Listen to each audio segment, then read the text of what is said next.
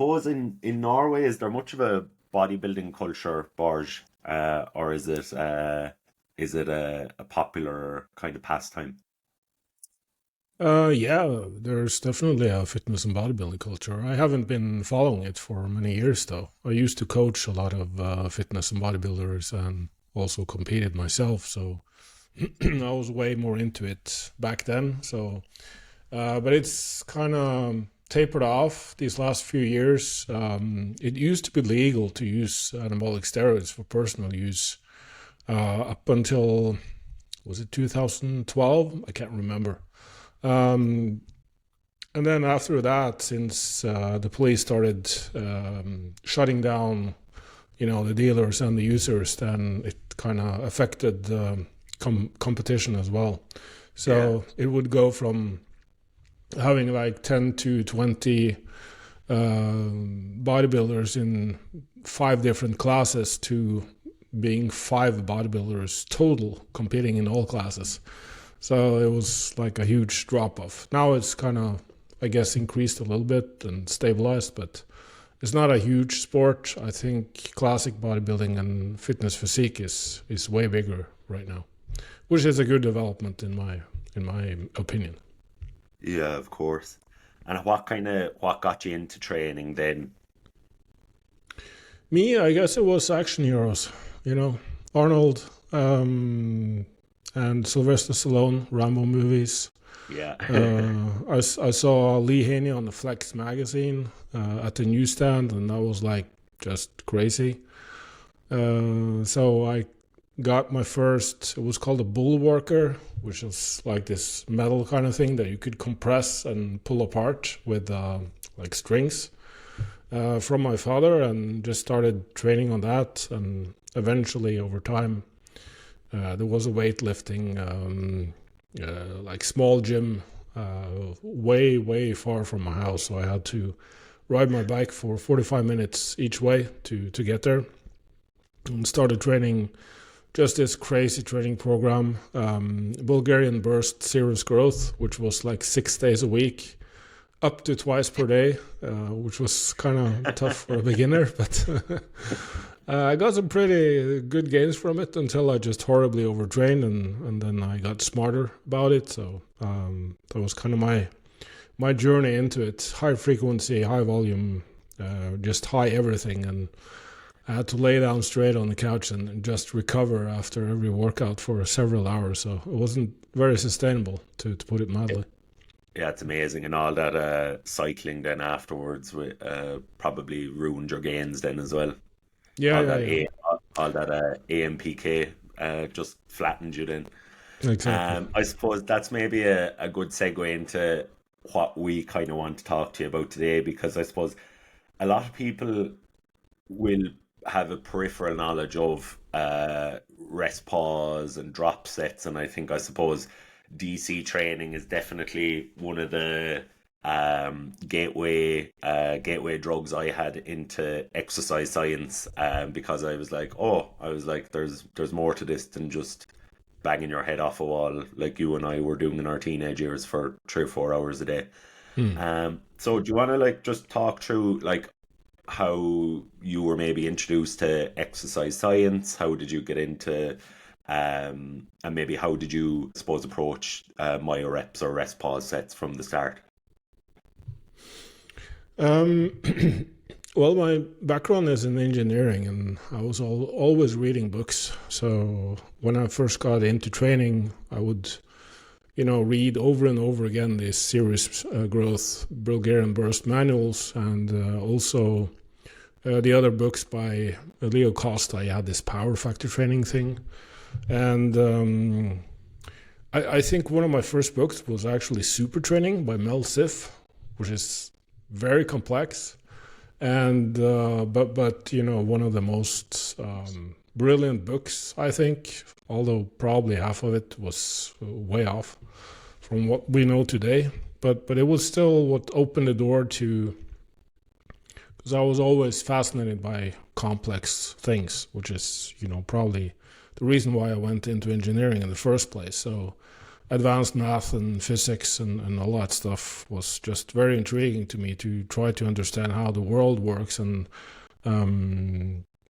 gravitating from machines and computers towards the human body. So I had a really short career in engineering. It was just not very interesting to me. So I was a frequent poster at the HST forums back then as Blade, and also, back in 97, 98, 99, when discussion boards were all where everyone was just discussing and arguing and sharing stuff.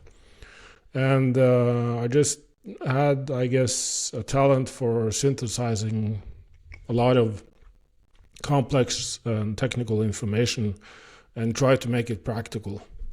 So the HST forum was also like high frequency, low volumes. It was like a linear progression model. I think many have already heard of it, at least if you've been in the game for a few years.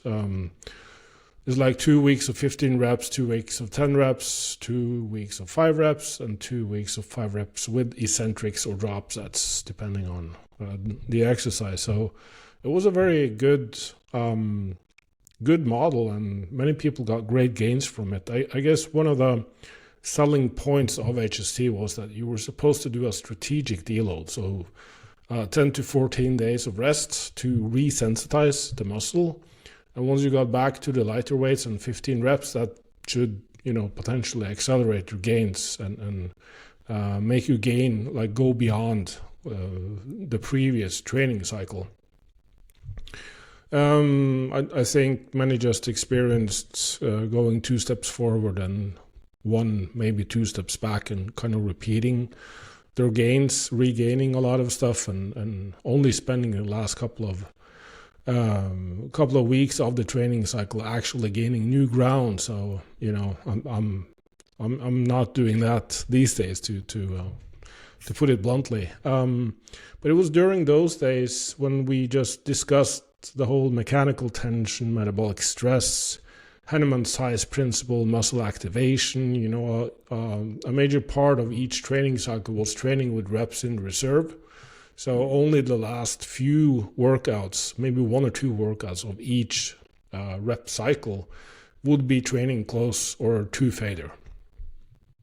And so that's when I kind of started to try to figure out the whole premise of lighter loads activating the muscle only on the last few reps of a set, whereas the heavier loads, you had high activation from the very first reps, and try to kind of model and understand how motor units and muscle fiber recruitment levels could change according to load, fatigue, and proximity to failure. And so based off of that, my very first Myoreps model was more like cluster training. So I would just use reps, short sets of 5 reps with a short rest in between. And that was, had some pretty nice gains. But to fit with the HST model, I had to also make it work on lighter loads. And I noticed that doing, sets of 5 reps didn't really work all that well with a 15 rep max or a lighter load, because you were supposed to start at way lighter than 15 rep max for the first part of the training cycle. So looking at the muscle recruitment data, it seemed as if, while on lighter loads, you only reach the highest activation levels in the last maybe 5 reps or so. It was, depending on the exercise and the load and the study, it was like between 4 to 8 reps. So at that point, you were getting into a range where you were actually putting mechanical tension on all muscle fibers, and that was the end goal, right? So I figured, well, why not just get there on the first set and then only rest as long as it takes to regain your ability, like regenerate ATP levels, so that you can extend the set, like stay at that high activation level. So manipulating the fatigue muscle activation relationship to sort of get more bang for the buck. And that was how the model was developed. Now, at the same time, I was seeing the success of dog crap training, or DC training as it's called these days. Better name, obviously. And obviously, when I started posting about Myoreps, so many people compared it to and said, well, this is the same thing as dog crap training. And I was always trying to emphasize that, well, this is not about going to failure. And it's not about like doing 10, 5, 3 to total failure, adding extreme stretching and widow makers and just going for the maximum fatigue. My model was more based on managing fatigue so that we could get in more volume at an effective range or effective stimulus. So already back then, I kind of noticed that, well, fatigue limits our ability to stimulate muscle growth. So we kind of need to separate them. And I try to at least clearly emphasize that it's important to manage fatigue and even use auto-regulating methods to tell you when to stop. Because to me, when you had a significant drop-off in performance, that was also a sign that you should probably end the set, because now you had exhausted. To me, it actually didn't make sense that fatigue was the stimulus for muscle growth. It seemed more as if it limits our ability to stimulate it. Yeah, and it, now we know that that's true. It's an unavoidable consequence of stimulating muscle growth, but it actually limits our ability to stimulate it. So we need to manage it. We shouldn't chase it. So I think that was like, even in my tagline when everyone called me Blade on the forums, manage fatigue instead of chasing it. I think that was something along those lines. And now it's just very apparent that it's way more important than people seem to think, even back then and today, that you should manage instead of chase fatigue. So that was a long story, but yeah. No, that was great. That was the genesis. Yeah. Yeah, I think for a lot of people where if they're early on, or even I suppose later in their kind of gains journey, hypertrophy journey, I suppose the separation of the two, of understanding that training hard in of itself is obviously a prerequisite for achieving your potential, but I think it's kind of a misnomer almost, where people can't differentiate between training hard enough versus training as hard as they can. And I think that's where, if you do a Myo Rep versus, like you said there, a good example would be maybe a Widowmaker kind of set, the amount of fatigue that you are potentially accumulating from one is probably going to, like, if most people are probably training at a frequency of 2 to 3 times per week for most muscle groups. There are obviously some people that can only get away with one, but if that is what you're trying to do, and then you're trying to come in 3 or 4 days later and train that same muscle group, that's where you do start to see those negative adaptations. And it's quite hard to say to someone, look, if you're spinning your wheels here with this, there is probably a better way of doing it. But you spoke about kind of auto-regulation within these particular kinds of sets. So what kind of things can people look for when they are looking to auto-regulate through Myoreps? Well, it's again just the major drop-off in performance, and this is where you kind of need to, like, the art meets the science, where if you're used to training and you kind of know your own limitations and your own recovery rate, then for some individuals, for some muscle groups, and even some exercises, there will be like a major drop-off, even with a longer rest in between sets. So, for instance, for me, chin-ups and shoulder press, and anything overhead. And I think it's that way for many, that just if the rest period is too short, or if you have too many reps in a set, the performance just drops off really sharply. Whereas on some muscle groups, it's almost like you can keep going forever. So for me, when I'm doing lateral raises with dumbbells, I can do like a set of 15, put the weight down, rest for 3 deep breaths, do a set of 5, and then just keep going. 5, 5, 5, 5, 5, 5, 5, almost forever. Whereas on shoulder press, it's like if I do a set of 10, even if I'm resting for 30 seconds, I can now perhaps do a set of 3 and then a set of 2. So it's just like a crazy drop-off. And of course, many variables involved, but from what we know about the fatigue mechanisms, there's like the calcium ion influx into a muscle. So I noticed that on exercises where you stretch the muscle group more, and when you're doing higher reps, and certain muscle groups that are known to be more fast twitch dominant, there is a major drop-off versus the other side of the spectrum where you have more slow twitch muscle fibers, where you're just focusing on the mid-range or contracted position, where you're doing lower rep sets, etc., etc. And to me, that's both indirectly and directly a sign that we can use this auto-regulation mindset to decide or determine when enough is enough.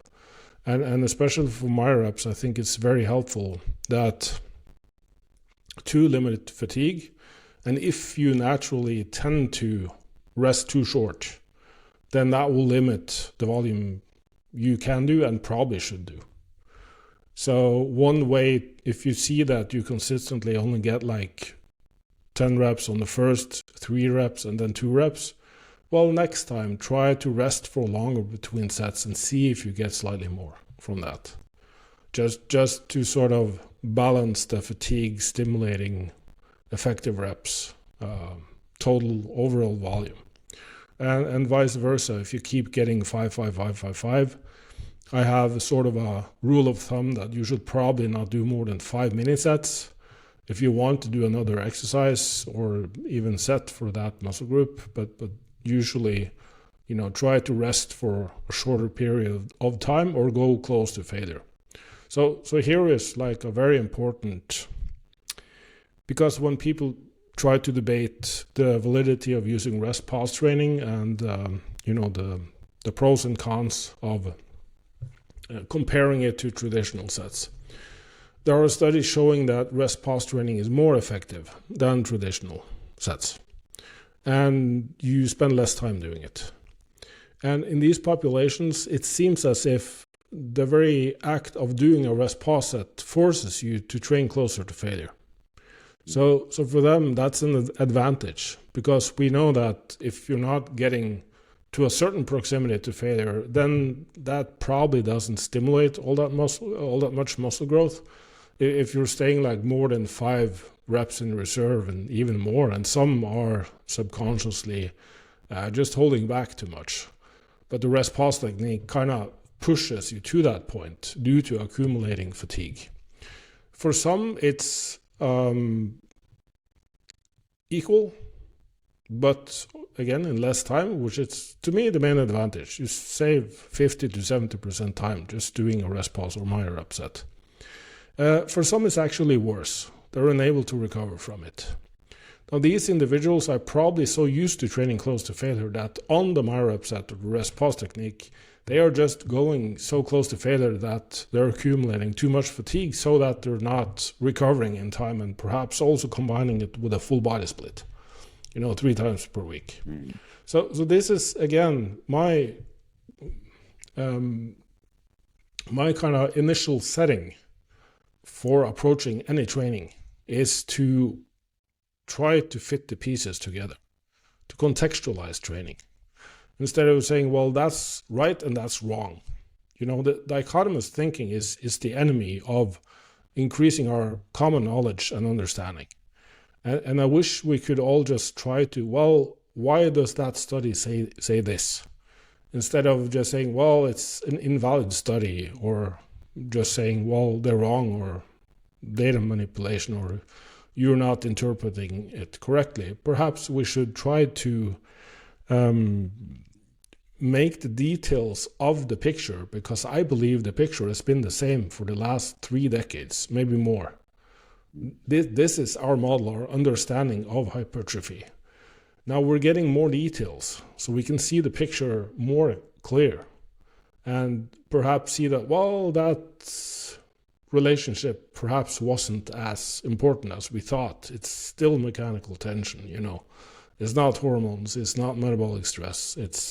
They're just indirectly, consequences of training in a certain way, probably. And so that's kind of where my evolution as a coach and as a trainer and as an interpreter of the science has ended up these days. The more I learn, the more I see that, well, within context, there's no right or wrong study. It's all about subject demographics, methodology. How was the study designed? What did they measure? How did they measure it? And it kind of all makes sense. When the more knowledge gaps you have, the more aggressive you are on social media, I guess, and shouting and yelling at people and calling them idiots. Yeah. So yeah. Again, I'm rambling here, but. No, not at all. No. Yeah. I think you said kind of intuitively, I suppose, I would have always found quite similar to you. I think you said something that I kind of clicked something in my head about the kind of regional fiber types, because I suppose it's one thing in particular. Obviously, we know maybe hamstrings might be far more fast twitch dominant than maybe so in some muscle groups they will probably be more prone to fatigue than others. So maybe if you do a rest pause set on hamstrings, it could take quite a long you might need quite a long intraset amount of rest to allow for recuperation of that. Whereas within those more oxidative, slow twitch fibers, you probably could get away with those kind of higher rep sets. But what kind of considerations or what kind of exercises or muscle groups have you found people to get really good benefit from implementing Myoreps? I would say all of them, but what you just touched on there was, there will be limitations in some muscle groups, the cardiovascular limitation. So the more complex lift you're doing, the more muscle groups you're engaging at the same time, the more the cardiovascular system will limit your ability to reach the point of high muscle activation and stay there. So squats and deadlifts are difficult to do Myoreps on. Anything that keeps the lower back in a static isometric position, so bent rows, and anything that requires a lot of stabilization of weights or dumbbells. So Bulgarian split squats are basically a nightmare. People have cussed me out and hated my guts for prescribing Myoreps on Bulgarian split squats. And dumbbell bench press and shoulder press, pressing in general with dumbbells, where you need to get them up into position and then put them down and get them up again. It's less conducive to this technique. But so on the other side of the spectrum, we have any sort of isolation exercise. And obviously, like I mentioned previously, overhead pressing and chin-ups, pull-ups tend to be a little harder to get those reps and effective reps or a lot of minutes that's in, probably due to that effect of, I think it's a neural effect that kind of tends to shut down the neural drive and also blood flow to extremities when you lift arms overhead. It's easily demonstrated by if you're sleeping at night and you have your arms like this, then you wake up and they feel like someone else's arm. So it's a neural effect that probably limits your performance. You said something there as well, and I think it's probably maybe a little bit of a wake-up call for some people when I would maybe prescribe Myoreps or a rest pause set, is the need for the cardiovascular system to be involved. Now, again, this is anecdote, but what I usually see with Myoreps is that I suppose similar to most things, but we'll see a fairly stark drop off in performance for a couple of weeks in those sets until we get those kind of central and peripheral cardiovascular adaptations. But where I where I suppose to preface this, me and Shane coach a lot of power. Well, I'm mainly powerlifters. Shane will kind of be a mix of bodybuilding and powerlifting, but I think Myoreps and their use for powerlifters as a very, very time effective tool to get in some hypertrophy work. But I also think it's a nice backdoor into getting a little bit of conditioning as well if it's done frequently enough. Sure. Particularly, like you said there, Bulgarians, any kind of unilateral leg exercise. I think it does tick quite a lot of boxes. Definitely. Yeah. Yeah, I mean, Mike Tuchscherer, world record powerlifter and coach, he's using Myoreps extensively in his programs with both himself and his lifter. So that was kind of a, battlefield test of Myoreps. It's been like a huge advantage over previous programming. And I still have this hunch that Myoreps is doing something that tends to work really well for advanced lifters. And Matthias Warnbaum studied elite powerlifters and athletes that hadn't seen any major muscle gains in 2 to 3 years with their typical training programming. And Norwegians are known for doing high volumes and frequencies, so we kind of have all of that in place already. And still, once they started doing both occlusion training and rest pause type training and Myoreps, something triggered and reignited muscle growth.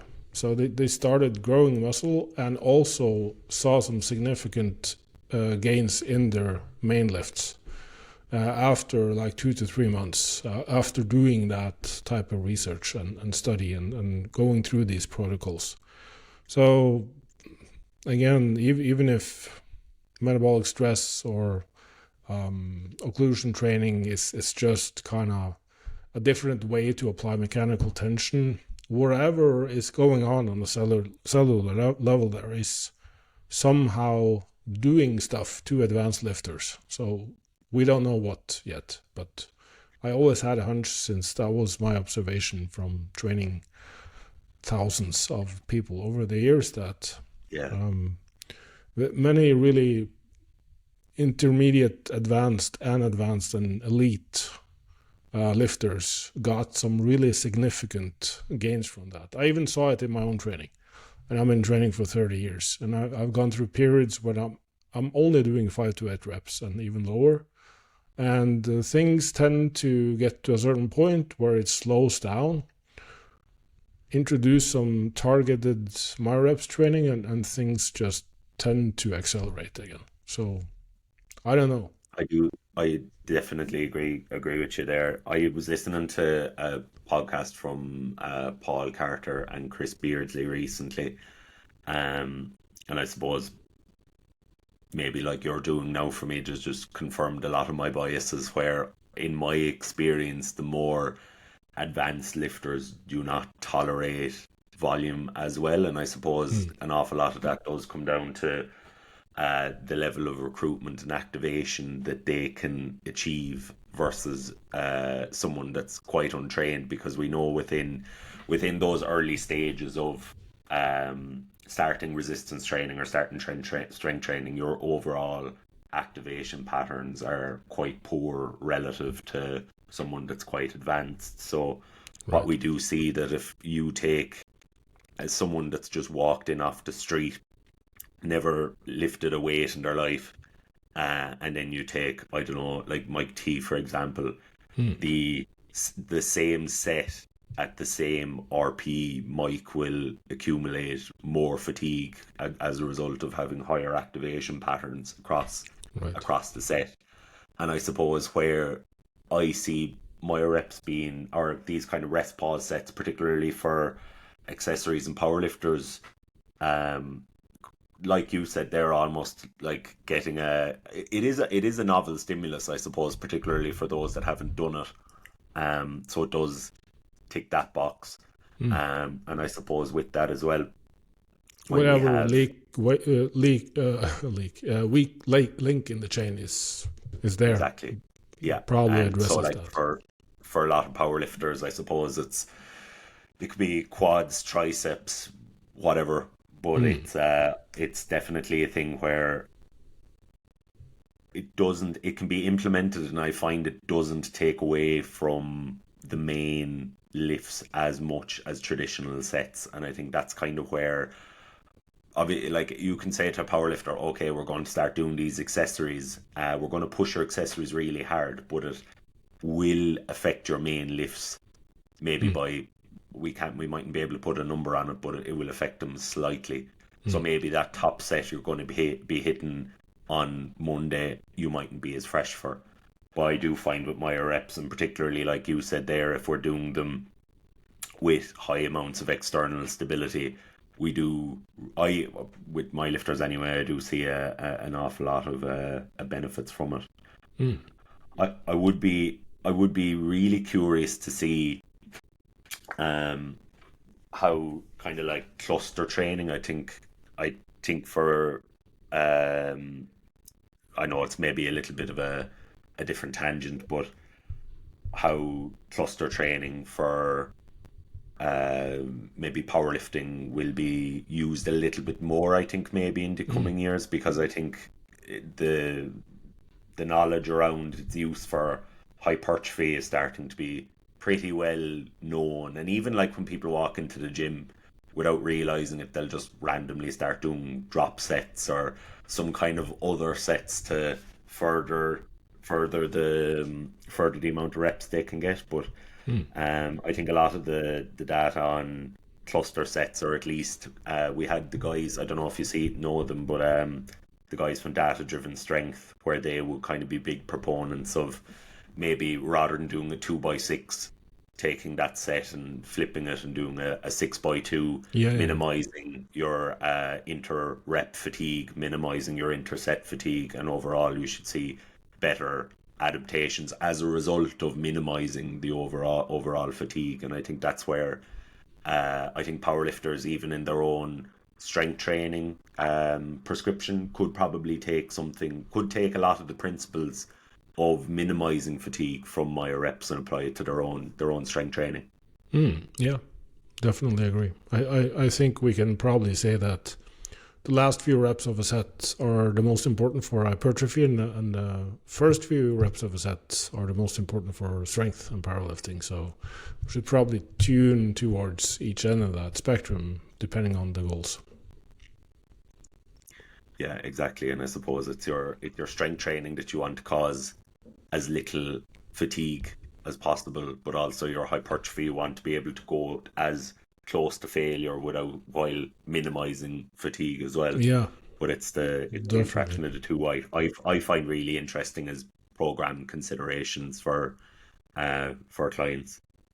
Yeah, because I think, and the more research I see about this, is that the muscle growth process tends to be on the order of 24 to 48 hours. And the elevated protein synthesis that lasts for longer tends to be more oriented towards muscle damage. And that kind of tells us that, well, regardless of the volume or regardless of whatever you're doing, it doesn't seem as if it changes the time span, the duration of the muscle growth processing. And so the more resources directed towards muscle damage, the less frequently you can train a muscle. And that's, from a time perspective at least, the more stimuli you can get in within a certain time frame, it's probably going to be better. So it will be sort of always a trade-off there. Well, you need a certain stimulus to get the adaptations to even be, that process to even be triggered. But at the same time, you're getting fatigue and you're getting low to moderate to even high levels of muscle damage. and the more you have to distribute your resources to damage, the less will probably be available for growth. And so you kind of need to keep in the back of your mind what will induce more fatigue and damage once the stimulus is already there, and try to figure out, both from an exercise selection perspective, the individual's fiber type makeup, and work tolerance, and the way range of motion for an exercise, rep range, stretching a muscle under load, all of these variables kind of begin to form a puzzle that you need to piece together for that individual level, individual lifter. So that's also where I'm at right now. Figure out models and systems so that we can figure out on an individual level what works the best. So kind of maybe from there, like obviously the need for individualization is obviously going to underpin an awful lot of what you do. So what ways would you, or what kind of things are you seeing that'll inform that process from, like obviously you've worked with a massive amount of people in your 3 decades working in the area. Don't think Shane's nearly 30. I'm still in my mid-20s, so you've a hell of a lot more experience than the two of us. So as regards, what kind of informs those steps for you? Mainly progress. I mean, that's the ability to add loads or reps or both is what tells you whether what you're doing is working or not. So progressive overload is not the stimulus for muscle growth. It's what tells you that muscle growth has happened, or strength gains, at least on a consistent basis, barring the neural adaptations from relearning or changing an exercise, or learning a new exercise, obviously. And more complex lifts will always have sort of this motor learning component. But at least on isolation and more stable exercises, you can pretty much determine. So let's say that the bench press seems to be varying a lot, but the pec fly is consistently getting better. Then, it's probably some sort of motor learning stability technique issue, and not the actual pectorals being the problem. So the volume and frequency balance is probably close to being correct for the pectorals. And obviously you can do the same thing for the triceps and delts. Outside of that, you kind of also have to control for external variables. So the sleep, stress, lifestyle outside of the gym in general. So if someone is going through, a divorce or something at work or whatever, then it's probably a good idea to be proactive about that in their training. And also the longer you work with someone, the more you can see that whenever something is introduced to the equation, then some just roll with it and get great gains from it, anything you throw at them, whereas some are just easily disturbed or going off track, and there's a huge mental component here. So even comparing students in exams, you can see that the recovery is not only affected by actually taking exams, but their perception of how hard it is to be taking exams. So there's like this huge, not only evaluation of stress, but also the perception of that stress for that person. That will determine their recovery rate. And that can be like 2 to 3 times as much recovery just from the perception, because their perception will dictate their hormonal response as well. So you can measure the cortisol output for someone that just perceives their life to be difficult, and it's just 10 times the cortisol response of someone that actually has a pretty difficult life, but is just fine with it. So many things, and that's why also I went more into the psychological direction these last few years, and trying to model and understand how you can improve the lives of people, and not just their lives, but also their perception of their lives. So how to manage their own thinking. It's been a very game changer for how to also get great results with their muscle building and dieting efforts. So yeah, again, a long answer to a short question, but there's so many pieces involved, and I just hate it when I see blanket statements out there. So yeah, I'd love to hear more about like you kind of your approach to maybe mitigating some of the perceptions of stress, particularly.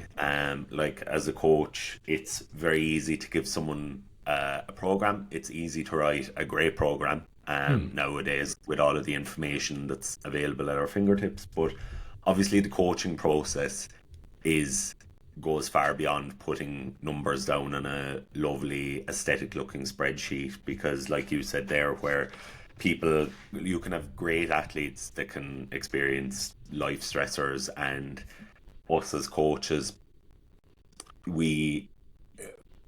while we are, I suppose, we're there to help them with their achieve their physique goals or their strength goals.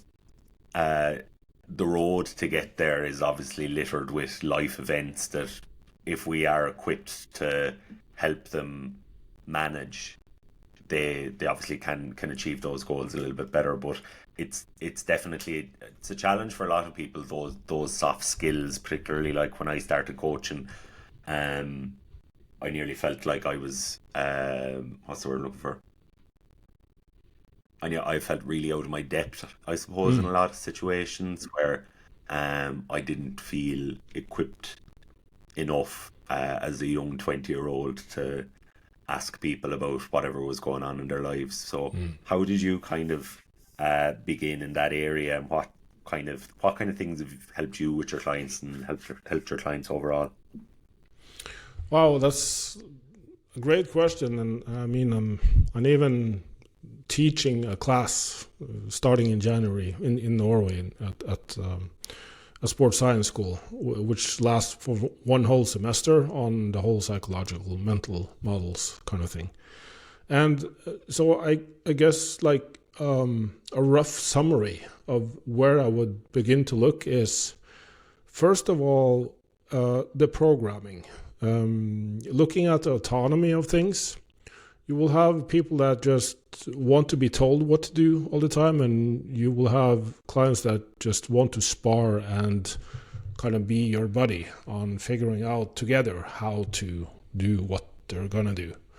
So we have a study showing that when people are allowed to choose their own rep ranges, liking a rep range can sometimes be more important than what's physiological optimal. And the same thing about exercise selection and whatever else you can think of. And then you have like external and internal focus, and whatever is perceived as stressful for some people will actually inhibit their gains. So that's where you kind of have to just communicate with the client on the programming. So like I had this particular one female client that to me, it seemed as if the optimal approach, since she'd been training with higher reps for so long and she wanted to get stronger, was that, well, we kind of need you doing a program with lower reps. And she did, and she just hated the program and didn't get any gains whatsoever. And so, well, I guess we just have to go back to doing what you enjoy doing. I'm not going to force you to do stuff. And lo and behold, our gains took off again. So again, perception, very, very important. Liking and perception. Outside of that, I always map out my clients' stressors, and I tend to call it their energy vampires. And it can be people and it can be activities and actions. And we begin to map out what's positive, what's neutral, and what's negative in your life. And the more positives you have, the better it is, and the more negatives, the more draining it is. The neutral is just there for figuring out potential. So either we sort it out or we put it on the positive side by just learning more about it. And the negatives, we kind of have to begin to understand how to handle it. Because if it's a dominant part of your life, it's going to affect everything. It's going to affect your mental state, it's going to affect your training results and your physical health. And we can begin to look at what can you control and what are outside of your control. Some people spend so much time trying to control the uncontrollable that it's stressing them the hell out. So we kind of have to agree that, well, stop worrying about that and worry about what you can actually control. Because focusing on that will always be the solution to handling the stuff that you can't control.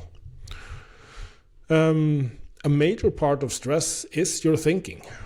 You know, it's not always reality, because the reality can be the same for two people, yet their thinking is so different that, it's like what Buddha said. If an arrow hits you and pierces your skin, the first pain is the arrow actually hitting you, and the second pain is your perception of that arrow hitting you. So it's not just what happens to us, but it's how we perceive it. Oh, why does this always happen to me? And going into all of this ruminating and overthinking. So at that point, we can begin to separate into, I guess, 3 levels of thinking, where different therapeutic modalities sometimes only focus on the content of your thinking, what you're thinking. So cognitive behavioral therapy and many different disciplines, positive psychology, all of that stuff. It's the content, Let's start digging into what you're thinking about. And is it true or not, I guess. Stuff like that. What's your past like? And begin to untangle the threads. But the level above that is your strategy, how you think. So here we have like NLP models where we begin to move around stuff in our thoughts and adjust the colors and the sounds and start to kind of play around with the thoughts. And that's when CBT techniques and the content of the thinking is not really helping people. The how you think is more helpful. So that's kind of leveling up. And I tend to see the CBT techniques working for younger people, and the more, like the older you are and the more advanced you are in your psychological development, the more you kind of need to move into more of these higher level thinking concepts. And the very highest level, I would say, is the metacognitive metacognitive model, which is concerned about the fact that you are thinking. So most people are living their life not really realizing that a lot of it is thinking. So we have ways of solving problems which involves just thinking a lot about it. Because we believe that the more we think about a problem, the better solutions we get. And that's really far from the truth, because intuition is clarity of mind. It's when we stop thinking about stuff. We can focus on a problem for a long, long time without actually solving it. And then suddenly we go and do something else and voila, the solution pops up like subconsciously, because we can process 1,000,000 times more information subconsciously than consciously. So some people, you just have to tell them, well, when you start noticing that you're ruminating and becoming OCD about stuff and thinking too much about it, take a break from it. Decide that, I'm going to stop thinking about this right now. And whenever a thought about it pops up, I'm going to say, no, not now. But maybe tonight between 7 and 7:30, I'm going to engage my thinking again about this problem. And the interesting thing about just having that instruction and kind of training your brain, because there are like different parts of your brain. One is really impulsive and looking for danger. and the other part is more about planning and future thinking and being, planning and strategizing. And the more these kind of parts of you, which is basically the amygdala and the prefrontal cortex, the more these can cooperate, the better you will generally be able to deal with stuff.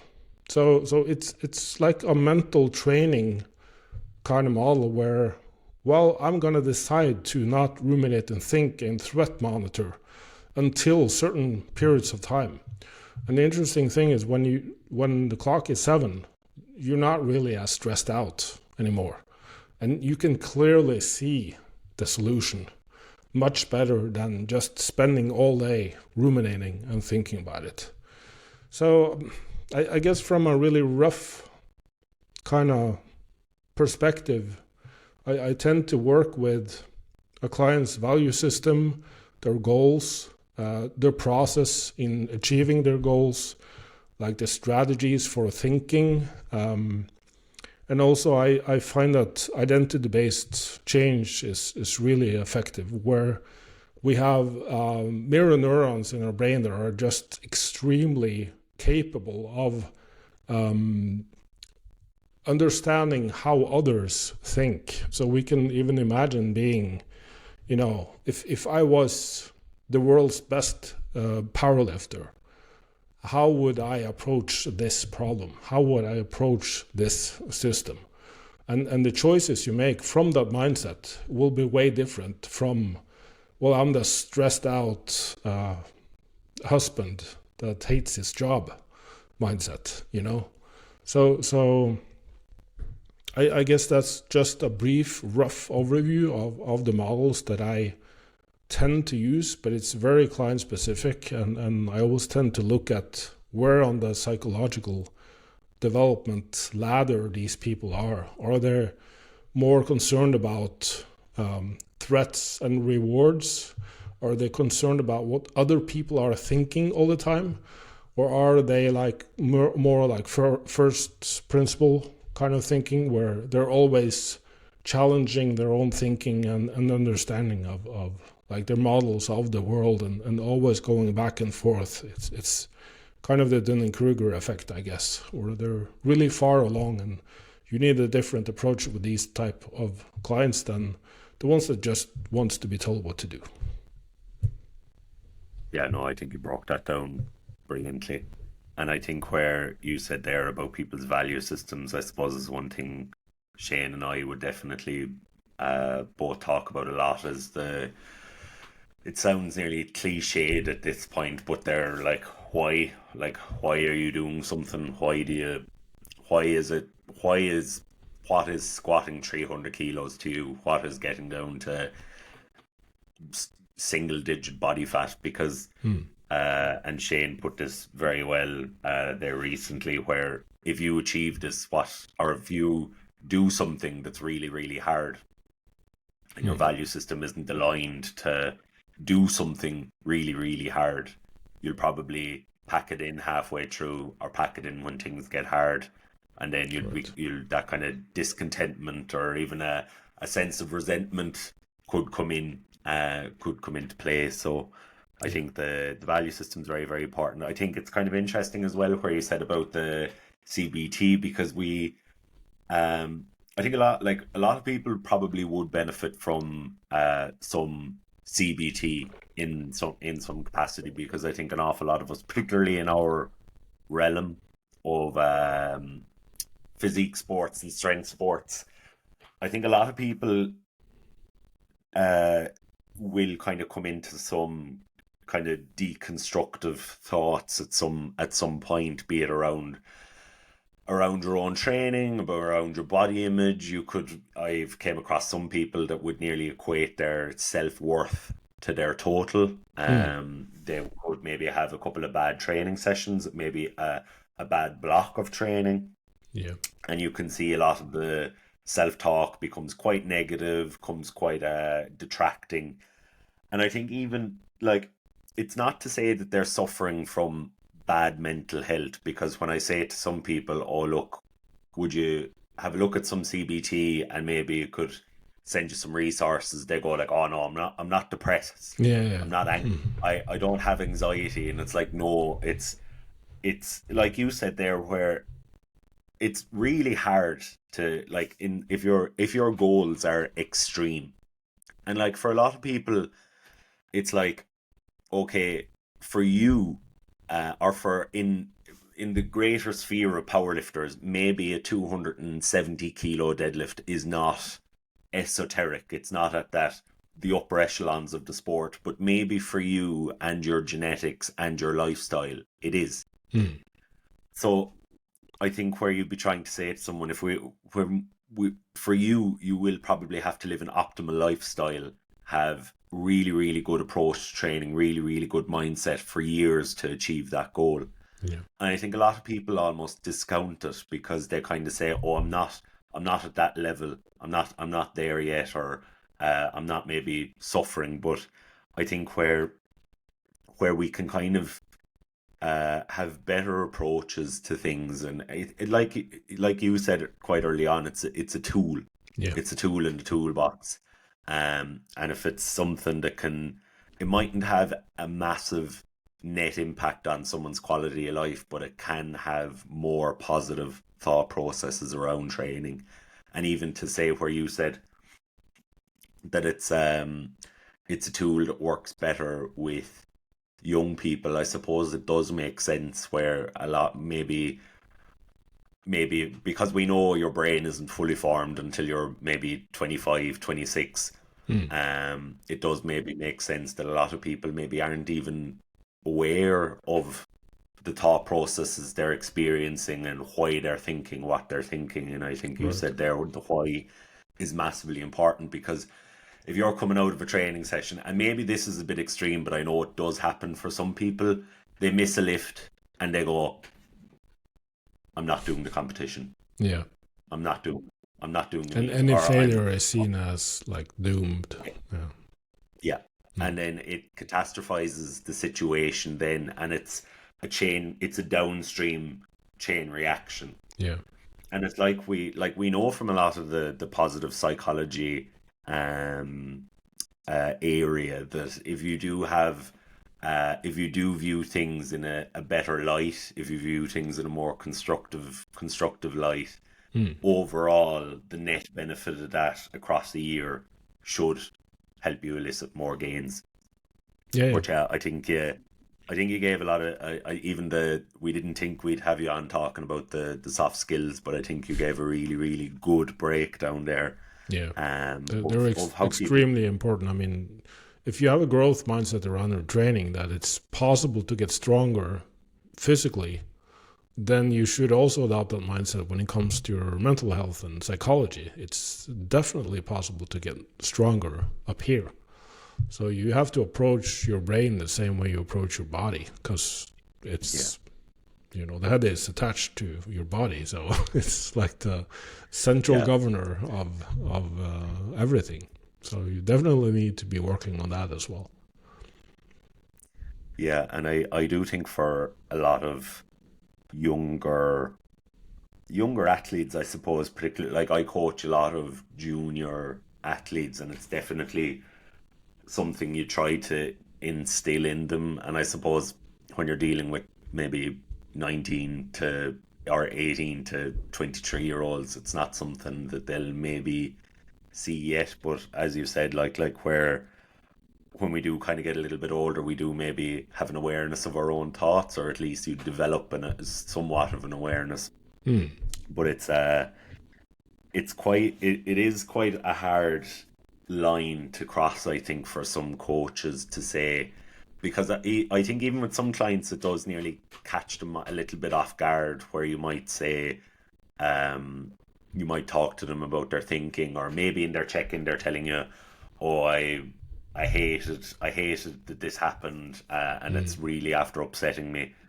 And I think as a coach, if someone, like you said earlier, where there's different people want different types of things from their coaches, and some people like to feel heavily involved, and the program nearly becomes co-designed, which is kind of in some cases an ideal scenario. In other cases, It can be a hindrance depending on the person, but there are some people that do only expect you to fill in the spreadsheet, give me some numbers, and I'll talk to you next Sunday. Yeah. But crossing that bridge is definitely it is a hard one to kind of broach. Definitely, yeah. I think we've kind of gone through a lot of the things we wanted to go through. Shane, was there anything that you kind of wanted to cover with Borge? I suppose this is the first time I spoke on the podcast. No, not really. Like I did have something I was going to mention while we were speaking about the Myoreps, but I think we pretty much covered everything. Like the kind of main things I was going to touch on in regards to like Myoreps being not only something to it is essentially a fatigue managing tool if you're using it for like powerlifting, because when you consider somebody who's very advanced in their training age and they're competing in a sport like powerlifting, they're already using it like heavy loads very frequently across the week. So having a tool in there which is going to be utilized towards like maybe a goal like building muscle, but also going to be used to potentially increase your adherence towards accessory based exercises as well as managing fatigue overall. Because like sometimes towards the end of a powerlifting training session, like powerlifters can essentially switch off because doing like 3 to 4 straight sets of tricep extensions can just be a little bit mind numbing. And then as well, maybe because they're doing these straight sets now as well, they're using heavier loads, but using something like Myoreps, if you just say, right, you have this one Myoreps set of tricep extensions, they're probably going to buy into it a little bit more and actually push themselves. Yeah. So that was like just one thing. And then just towards the end, when you were talking about essentially like your thinking self and your observing self, because like I don't know if you're listening to the podcast, check out Robert Sapolsky's book on why zebras don't get ulcers. It's talking all about kind of stress. Yeah. And one thing he mentions in it is like how in previous like decades and centuries, most of the humans' stressors were related to like actual survival like issues, whereas like now it's more so like our thoughts about the future, like us feeling embarrassed. Yeah. What's that other person thinking of me? And that's only amplified by the likes of like social media, for example. And again, as Lawrence was saying, with the likes of the person who is only genetically capable of like hitting a 270 deadlift, they can, be thinking, oh, well, does this person think I'm weak because they have a 300 kilo deadlift and I'm only capable of this? And that again is something to like try to help coach people with, because that does again reflect on their psychological stress. If they're just thinking, oh, like this is all I'm good for, blah blah blah blah, but they're not actually taking a little bit of a step back to like actually observe those thoughts and look at that in reflection of like what they've achieved to date. Like it can just be a stressor to people. So yeah, I'm kind of. It's the level of zoom, I think. Just to comment on that, it's the level of zooming in on and zooming out. So it's like with perfectionists, they're happy with something until they zoom in more and see that, wow, it's not as perfect as I thought. And the same thing with progress. Well, if you just compare a workout to the previous one, and then perhaps it was a worse workout than last time, and now suddenly I feel bad. But if you zoom out to the monthly level, wow, it's been trending upwards. So it's great anyway. But if you zoom further out and start comparing to others, and again, social media allows us to compare us to the rest of the world these days. Whereas previously it was maybe just the strongest guy in the gym. Now suddenly you feel like the weakest asshole ever born, So it's the level of zoom and how narrow or wide your attention is. And understanding this, having awareness of these mechanisms. Because we all have the same thoughts. That's the fact. But we claim them as our own thoughts. We all have thinking around not being good enough, or not being strong enough, or not being lean enough, or whatever. We all have them. But to that person, the more inside their own head they are, the more they are claiming that thought as their own thought and no one else's. And to them, that seems as if it's almost their entire existence. and it can sort of pump up their cortisol levels and stress levels to a level where they think that this is something you have to figure out and deal with right now. But if you can make them understand that, no, it's just your thinking. You don't have to solve all of your thinking. You can just perceive it as thought instead of reality. Then that sort of disconnects you from it. And that's what, mindful practices are all about anyway. So they're all looking at the same kind of combination of physical and mental, and trying to figure out how to operate this machinery, to the best of our abilities, I guess. Yeah, no, that was go ahead, Shane. I was gonna say the human brain is probably the most complex piece of machinery you'll ever have to work on. Yeah, for sure. What kind of engineering did you work in? Computer and telecommunications. So I worked with 3G telephones, and this was, back in 2000, 2001, and I didn't spend much of my career doing that for obvious reasons. I just found this way more fascinating. Yeah, of course. Borge, we won't take up much more of your time. I appreciate you coming on so much. I suppose first off, thanks for coming on. It's been fun. I know I only reached out to you last week, so I the two of us really appreciate you making the time for us. But also for like a lot of the information you put out as well. I think Myoreps probably something I've used for years in my own training. I think Shane is pretty much the same. Shane, Shane is our kind of like a producer. He's the chief of all of the intros, outros. He's kind of like, if I'm Kanye West and he's Timbaland. A great analogy. He's the brains of the brain. Does all the background stuff. Right. So he's gonna do the outro there, Borge. All right. Yeah. So I appreciate Borge, it. It's been a fun conversation. Do you want to plug where people can find you? BorgeFagerli.com and BorgeFagerli.com. I have an online program there, group coaching model. I also offer coaching again.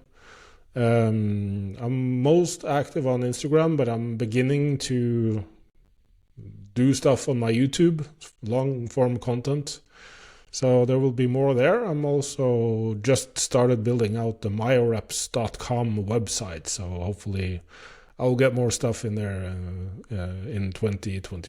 Thank you very much for coming on. And obviously, as Lauren said there, both of us have used your methodology, like the Myoreps in our training. Like, I think the first time I ever actually used Myoreps was during lockdown when all the gyms were closed, and I had a set of 10 or 15 kilo dumbbells, and I was like, okay, these are a little bit too light for doing my squats or whatever like that. So what can I do to make these more difficult? And that alongside BF4, it definitely made me bigger during that time period anyway. But anyway, thank you very much for coming on. If you're listening at home, make sure to give Borge a follow on the likes of Instagram and his YouTube. Check out all his articles on his website as well. They're really good reads. And if you are going to be utilizing his Myoreps, tag him on Instagram. As well, if you did like the podcast too, make sure to leave us a rating or review on your podcast platform that you listen to. Share it in your Instagram stories, and we will catch you in the next one.